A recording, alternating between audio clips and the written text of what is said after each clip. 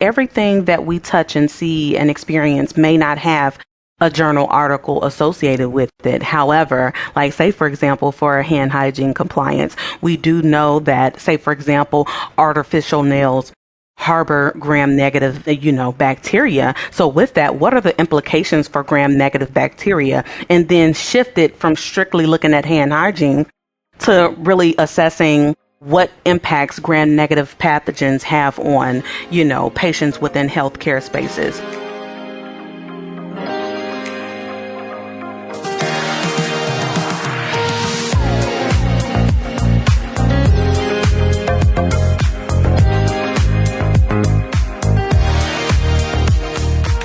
Infection stops where information starts. Welcome to the Transmission Control podcast, where knowledge is your strongest defense. Broadcasting from the front lines of healthcare, we dive into the strategies, science, and stories shaping infection prevention today. Each episode, we connect you with experts on real-world insights to help you stop the spread of healthcare-associated infections, protect patients, and strengthen your practices as an infection prevention and public health expert. When the right information reaches the right people, lives are saved.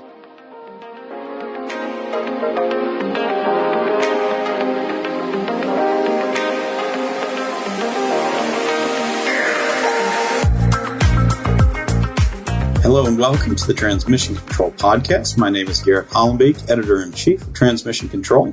And today we're joined by Dr. Lerenza Howard to talk about accomplishing a doctorate as an IP and how that victory lap is going to positively impact you, your family, and the patients that you care for. Stay tuned after a brief word from our sponsors.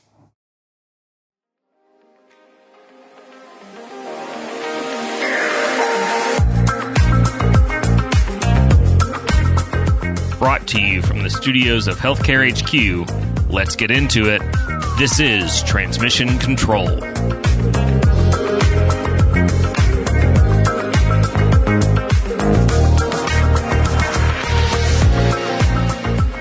Hello and welcome back to the Transmission Control Podcast, Season 3, where we're talking all about the victory laps championed and involving infection preventionists who are making a difference for patient safety. My name is Garrett Hollembeak, Editor-in-Chief of the Transmission Control Podcast, and I'm joined today by our co-host, Jill Holdsworth. How are you, Jill? I'm doing great. Thanks for having me again. Yeah, absolutely. And today we have an excellent guest, Lerenza Howard, to talk about her personal and professional victory lap, obtaining her doctorate in health sciences. So we want to introduce Lerenza as the Manager of Infection Prevention and Employee Health at Rabida Children's Hospital, and also the host of the Apex 5-Second Rule podcast for the last couple of years. Lerenza, how are you today?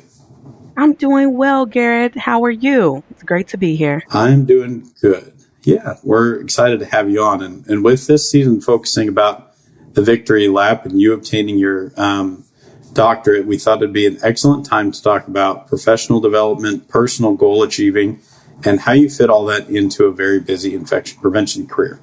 So for those who don't know you out there in the audience, can you tell us a little bit about yourself and your professional kind of career? Absolutely. Of course, my name is Dr. Lerenza Howard. I am currently an IP leader. However, I have well over 10 years of experience in healthcare. My background specifically is in medical technology, microbiology. So I've had experience as a microbiologist in non-clinical labs, including a radioactive pharmaceutical laboratory, and I transitioned into microbiology laboratory working at a hospital here in Chicago. And from there, I learned through my onboarding as a medical technologist of the role of an infection preventionist, and later desiring to pursue that role once I did some research on the profession. So from there, being a medical technologist and working in addition to an immunology lab facilitating solid organ transplants, I later secured my first role as an IP. And the rest is history. From there, I had a pursuit of leadership roles in healthcare, hence me obtaining my master's in healthcare administration. So now I am a health official healthcare leader in infection prevention. But as we know, the role is innately a healthcare leader as an IP. Now, Lerenza, I have a really important question for you. How does it feel to be able to say doctor in front of your name? It honestly feels surreal. The hard work it's a very rigorous, as Garrett noted, right? Being a full-time working professional, having obligations, even professionally external to work, but then also, having a family and, having children to tend to. So it was, it feels so surreal because there was a lot of work, a lot of sacrifice, 3 years to be exact in my doctoral program, of a lot of hard work, rigor, grit, and just tenacity throughout that experience. But I'm very proud of achieving this accomplishment. This was something that I desired to pursue even prior to me obtaining my master's, actually. I knew that this was the trajectory educationally that I wanted to pursue my doctorate to advance my field of knowledge. And as we get into this episode, we're going to talk about the nuts and bolts of how you made this happen in your life. But I want to emphasize the why, because that's a key driver for this accomplishment. So was it a moment? Did something happen? What made you want to pursue this doctoral degree? So just to know something about me, of course, I believe in God, and some people may hear an audible voice, but the way that I hear God is through these nagging feelings that I need to pursue something, right? I don't have a blueprint on the trajectory of my career, nor my path. Neither do I have someone that is hand-holding me through my career journey. However, I knew that the pursuit of my doctorate was a step for me in my career to advance and bolster my pursuit of my career goals. So one of the things initially, prior to being accepted into my doctoral program, I considered being roles within the C-suite and wanting to subsequently grow. While I was an IP, wanting to grow and advance into the C-suite position. And especially as an IP, now you get to kind of see the inner workings of what it looks like to work alongside the C-suite. However, over the course of my, healthcare experience, that desire has shifted, right? So even when I started my doctoral program, my pursuit was executive leadership, and I thought that this would be a way for me to leverage those positions and having a terminal degree in a culmination with my experience, healthcare experience, while also being able to be effective in research and advancing the literature even as an executive. However, as I noted, my interests changed. And so later in my program, there is something called a non-academic route. So every individual that's pursuing a doctorate degree doesn't automatically equate to them wanting to pursue an official professor role or an adjunct professor role. And if you look at the statistics, there really aren't that many positions in consideration of the growing number of individuals pursuing those degrees. So there are non-academic routes where you can use your terminal degree. So subsequently, I desired to pursue a non-academic route. And that's basically where I am in my career, is working on achieving and advancing those goals of the non-academic route through the pathway of more so consulting, in addition to being a researcher as well. I'd love to know more about the research part. I think that's something that all IPs are trying to understand more, get into more, and we all know that we need more research in infection prevention. So how did obtaining this degree give you more insight as to how to do that? Or where do you think you're going to take this degree to do more research? Absolutely. So my dissertation topic was very intriguing to me. And my topic was the experiences of infection preventionists working in acute care hospitals in the United States during the COVID-19 pandemic. And so just a background on my particular program, I graduated from the University of Indianapolis's Doctorate of Health Science program. And The curriculum really gives you rich knowledge and in-depth detail on the research process. So once you get to the phase of completing all of your coursework during your doctoral program, you are adequately prepared. You have the knowledge, you have the literature, you have the support even of your committee, your research committee, in addition to the professors and administrators with the institution to be successful. So some of the information and coursework that I took included, learning about andragogy and adult education, which is integral for infection prevention if you think about it. We are attempting to train adult learners. However, you do have to customize your education to the audience that you're presenting to. So really understanding the depths of that in a doctoral program, because there is also potentially, I will say, preface it, potentially the pursuit of an adjunct professor role for myself, because I have a passion. I am very passionate about advancing and growing the knowledge of others. But specific to my program, though, we learned about qualitative and quantitative research methodologies, the depths of research, in addition to interprofessional frameworks of health science and healthcare careers. But then also we learned about the design of the classroom designs, even in digital spaces. So there was a comprehensive coursework that I took that gave me the foundational knowledge needed depending on which pathway of qualitative versus quantitative that I wanted to take and pursue for my dissertation. And I went the qualitative route. Initially, I was thinking that quantitative would be an easier approach and, let me pursue this route for my doctorate degree. However, I really love the qualitative approach and connecting in some way as a researcher with my respondents in those interviews and hearing their insights and then synthesizing that research into data to further flesh out and explain some of the quantitative data that currently exists. I'm just going to put this out there, just a fun idea I thought of as you're talking. I would love to see you get with someone who has specialized in elementary education and just kind of put together a graphic or some sort of cute presentation about how child learners and adult learners are different. I know all of us that with kids, we understand that children do not learn like the people that we work with, even though they may act the same sometimes. Mm-hmm.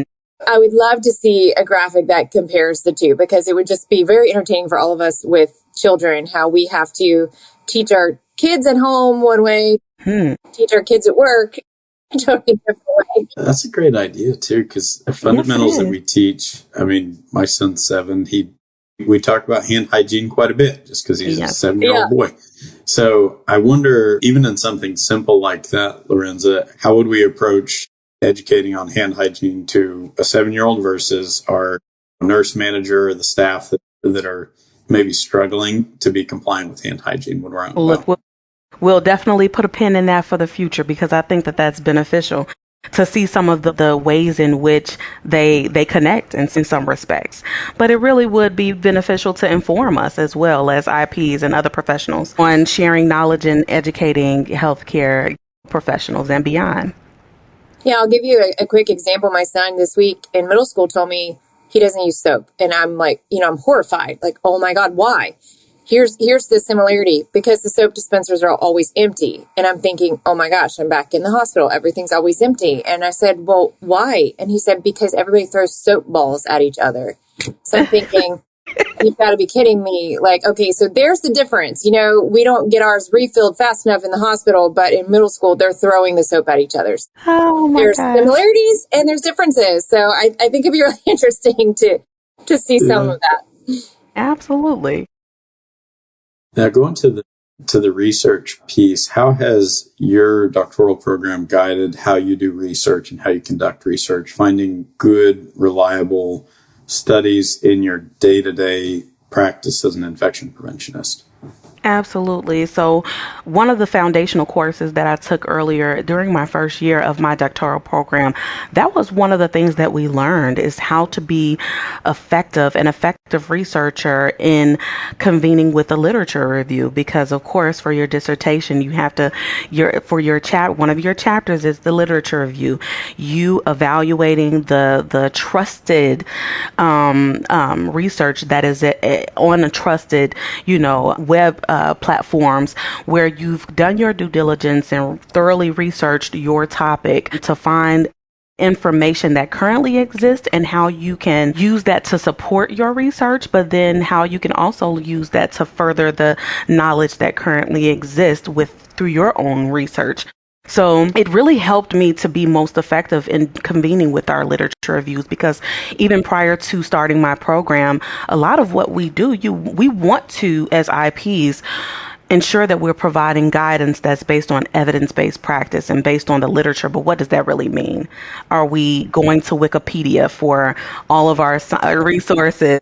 To ChatGPT, I know, yeah. and then 100% relying on AI to give you guidance without vetting that information with peer-reviewed studies. So it really gave me that foundational knowledge on what are the platforms that I can use, trusted platforms, peer-reviewed, studies that I can, reference when I'm evaluating a plethora of processes, including topics such as, sterile processing, even on the employee health side, what are some evidence-based practice related to that, CLABSI, CAUTI prevention, and beyond. And what advice would you give? Because I remember giving a presentation at an APIC chapter, and one of the references I had was, it was a recent study it was in the last couple years, but it was about ultrasound probe reprocessing. And during the Q&A, one of the attendees was kind enough to chime in and say, hey, that research article that you referenced has been kind of reversed. They looked at the methodology and they came to some different conclusions, which embarrassing for me for sure, but also an educational experience. So what advice would you give to IPs to stay current? Because I think we all have our articles that we like to reference back to and say this is kind of the standard. But how do we keep current on research that's changing periodically? Yeah, so utilizing, I like to use what I was trained to do. And of course, this may shift and change based now that I've successfully matriculated and successfully defended my dissertation. But what we utilized and what we were taught was to use research studies that were within the last 5 years. And it was not something that would be widely acceptable if we had research that was much older than that. So, of course, there are a plethora of stakeholders, phenomenal stakeholders within the infection prevention space and beyond that have contributed, including, of course, Jill, that have contributed to the literature in so many ways.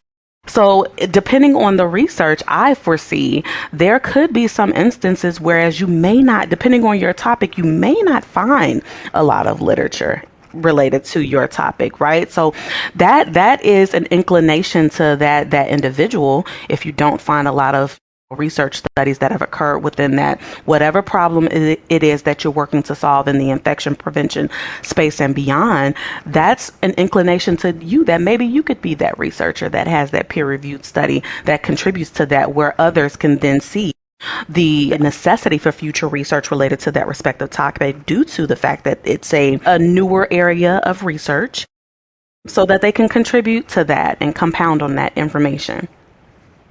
It's so interesting that you say that, because I have found that people will say, well, there's nothing that says this topic prevents infections or this intervention prevents infections.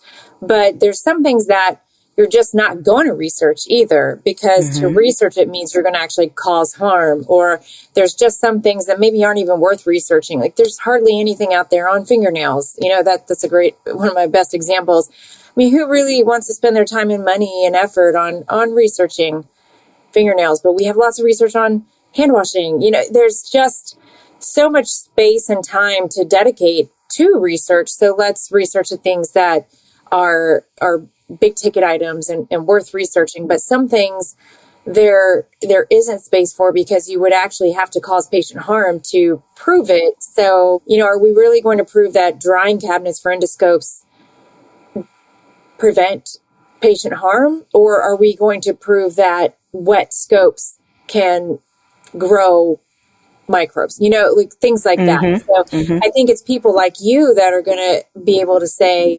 this is what's appropriate for the research space. And that's really what we need in IP so that we can move forward in a strategic way with research priorities. Yeah. And to your point, Jill, thank you for that, is that you also have to utilize critical thinking as well.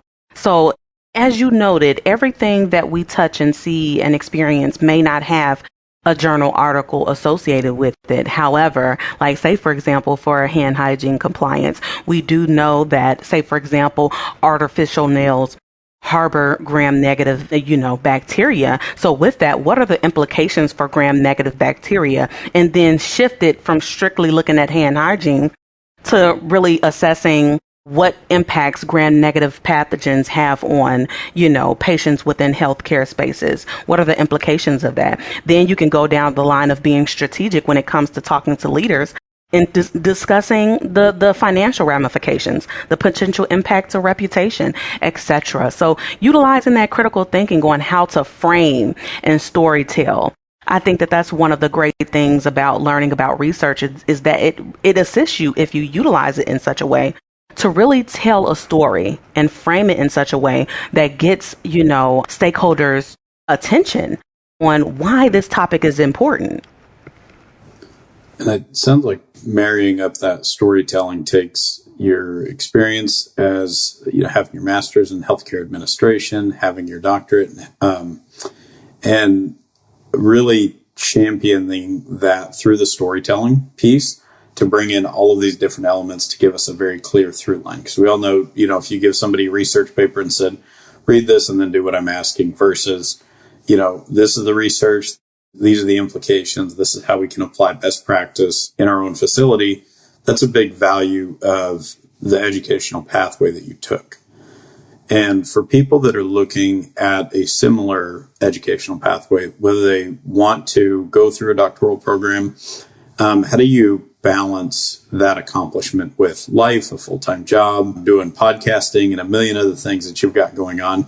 How did you make that work? So that's a superhuman feat. Yes, thank you for that. And I'll be very frank and transparent, and this is what my personality is that it was very challenging. It wasn't balanced. I would not describe it as being balanced. I'm a very ambitious individual, and like I noted previously, I know that there are things that I have a calling to do. It's like this nagging feeling, like, Lerenza, you have this idea, this vision, and sometimes I might not pursue it at that moment, but it's a consistent nagging feeling. It's like, you know what, let me just do the research. What do I need to do? And let's pursue that. So for me, I will say it was a tremendous challenge, and it did equate to sacrifices, right?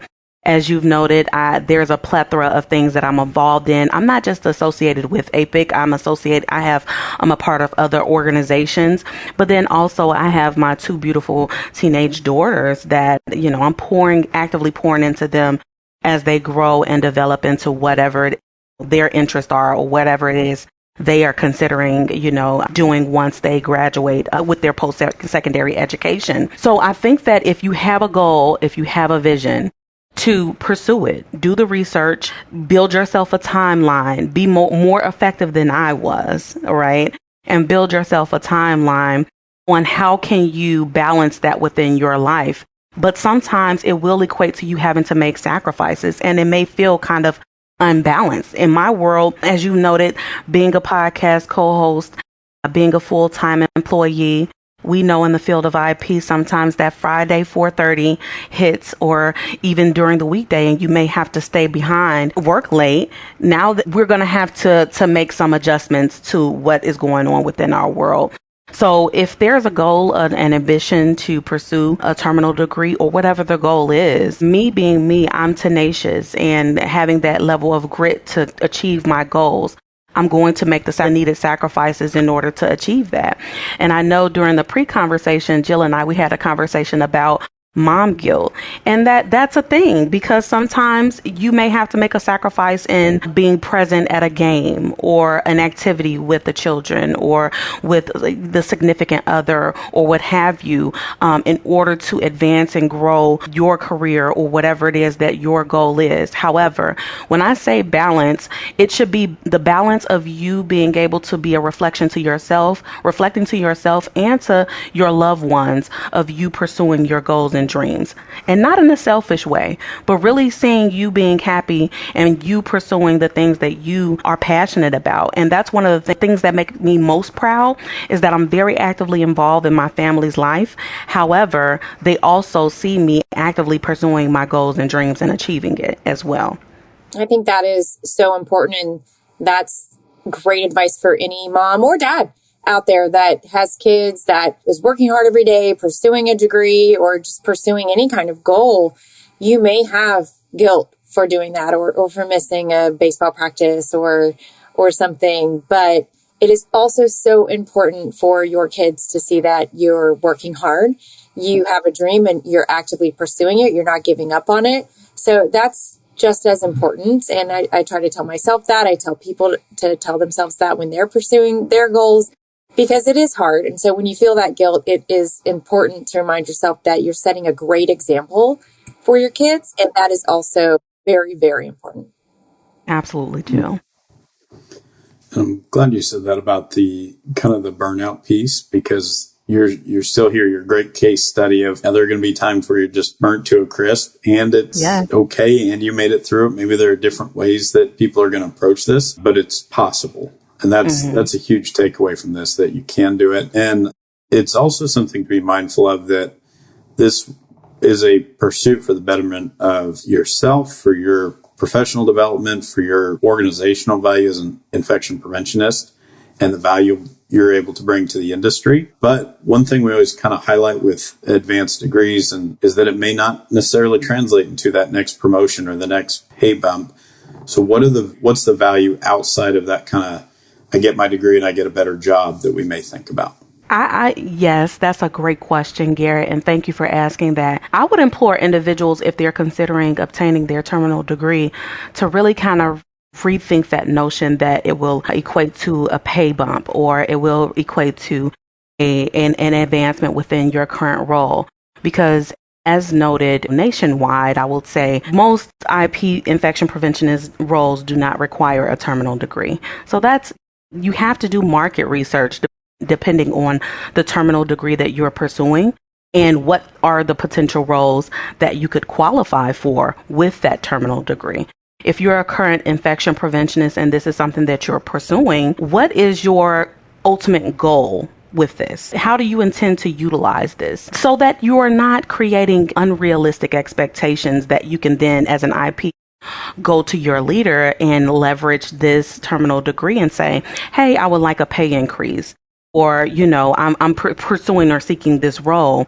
Because in some instances, you could become overqualified for positions, right? So that's something that you can consider, but please don't fret, and don't allow for that to prevent you from pursuing opportunities. However, you need to do a comprehensive assessment of what it is that you desire to intend to utilize this terminal degree, and what are the prospects, the career prospects thereafter upon successfully completing the degree. Having a realistic framework really sets you up for success. Do you want to subsequently go into academia, or do you want to remain within your role and also do being an adjunct professor?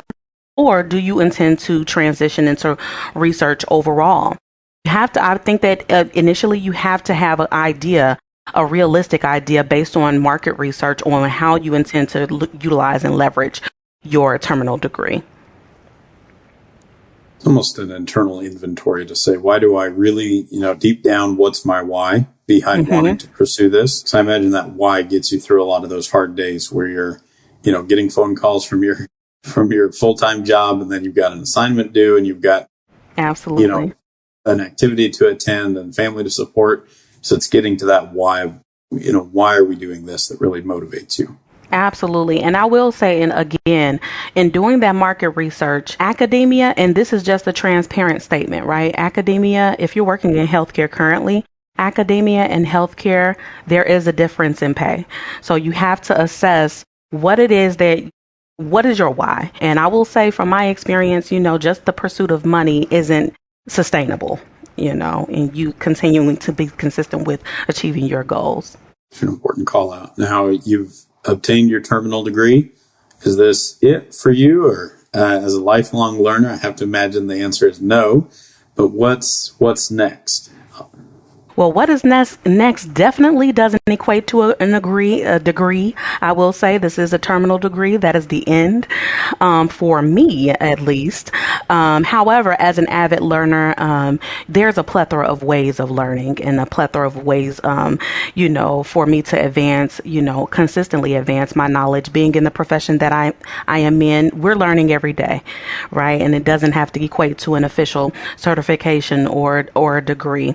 But one of the things that I really love is to surround myself with individuals that are very versed within the respective, fields and professions, and learning, being a sponge of those individuals, while also consistently reading the literature, in addition to not doing it in the literal sense of wanting to do it from a professional sense, but I would define myself as a nerd. In my mind, I'm an astrophysicist. Okay. I love the universe. I love, a plethora of things. So just even learning about different things, even beyond my work that I do on a day-to-day, just because I'm a very curious individual. So, I won't say that you would see a notification from me on LinkedIn stating that I've gotten another degree. I'm not collecting them like Thanos, Infinity Stones. So, but that's it from me. But just more so working on bolstering and advancing, my repertoire, or my career, I should say, in really wanting to position myself in a way to be able to be of help to others, to pull them up, to advance and grow them. That's basically my goal at this point, is to pursue my passion of really doing what I just stated and pulling others up and advancing and growing their knowledge in whatever way that may look like. We need more people like you in the IP field. Hey, and I had to learn, I want to be a reflection of how I would want others to treat me, right? And we all had to start somewhere. So we need those support systems to help us advance and grow. Absolutely. And as we close out this episode, what pieces of advice would you have for IPs out there who want to have this type of victory, this massive accomplishment in their own life? Yeah, so of course, as we alluded to, was time management, but I can't say those words without being transparent. I did not manage my time well. As Garrett noted, burnout was a factor in me achieving this, but that doesn't have to be the next person's story, right? If you're overloaded, in which, quite frankly, I went the traditional route of completing my program within 3 years. However, I could have, offset that and really decrease the number of courses that I was taking. But I would say do what is most effective within your life, but don't extend yourself. Don't burn yourself out to achieve these things. Really balance yourself, because these things could subsequently impact your health and your mental wellness, and we don't want that to be the case. And there's a lot of research, and now that we're talking about research, that has evaluated the burnout that infection preventionists have experienced. So we want for us to make wellness a priority for us as we continue to pursue and achieve our goals and dreams. This is excellent advice from Dr. Lerenza Howard. We want to thank you so much for being on this episode and really championing infection prevention, both in your practice and on the research stage. So we appreciate you very much. Thanks for joining us as a guest today. Thank you so much for having me.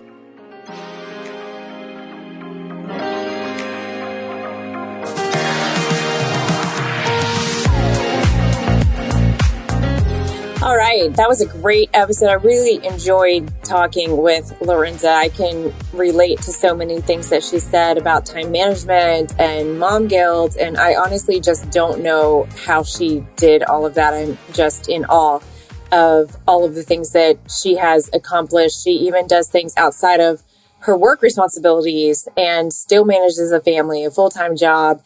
It's just so inspirational how she stuck to her original why to get her through those 3 years of her doctoral program. I am just really inspired by everything that she has accomplished. Yeah, I was too. And one note that I made was the words gritty IP. We have to have grit in this industry, and she exhibited that with managing, the different day-to-day tasks that we have to do in addition to accomplishing an exceptional degree with her doctorate in healthcare sciences. And it's a reminder that we can be gritty if we have that why behind us, as demonstrated by her career path and the impact that she's having. I'm excited to hear more about the research that she'll be championing and platforming, because it's going to have a huge impact on infection prevention. So we're very grateful to have Dr. Lerenza Howard on this episode of Transmission Control. Stay tuned for season 3 of the Transmission Control podcast. We're talking all about victory laps. And remember, infection stops where information starts.